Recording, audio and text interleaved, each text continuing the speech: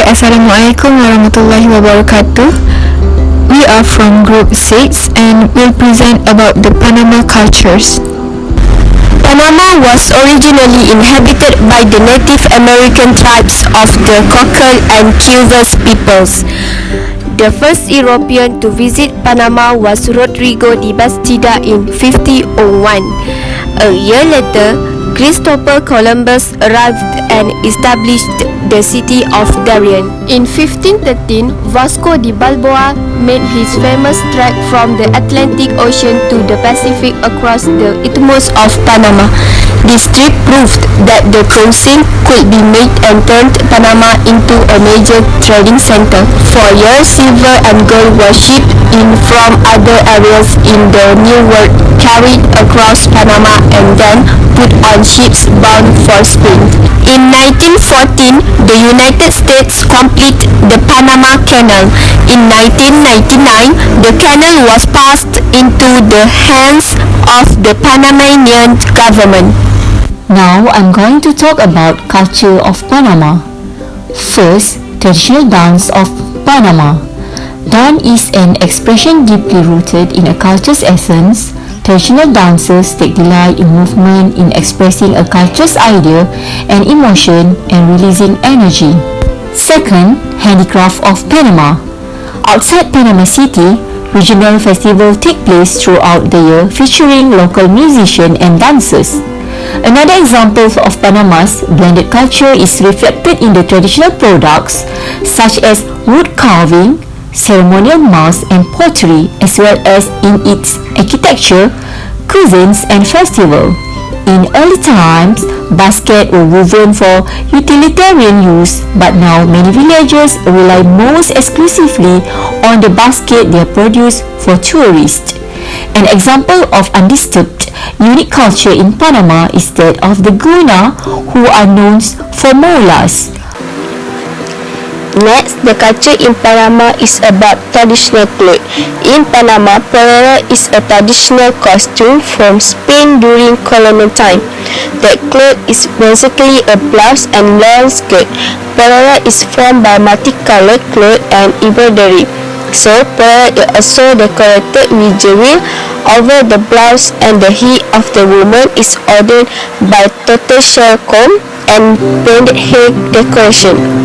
Women in Panama wear polera in special events such as carnival, folklore event, and town festivity. So in Panama, they celebrate the Polera Day every year on the July 22.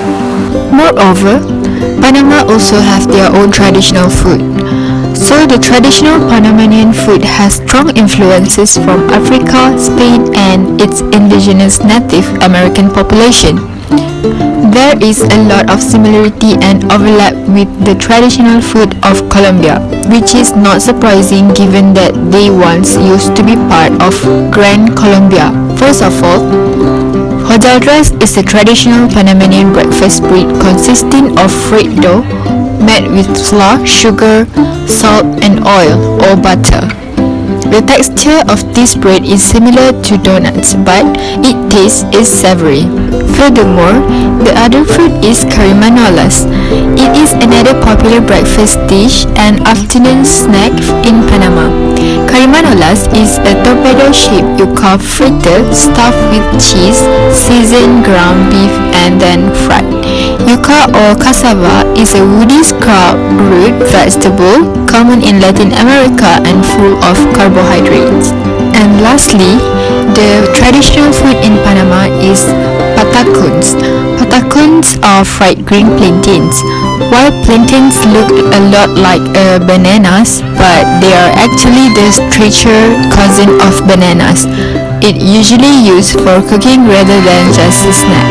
So today I want to present about traditional games in Panama. These games include traditional Panamanian games, but many people recognize they are the same or similar to the hopscotch, jacks, mancuso, king of the hill, burro, stickball, double dutch jump rope, marbles, and other games played in communities around the world for many generations.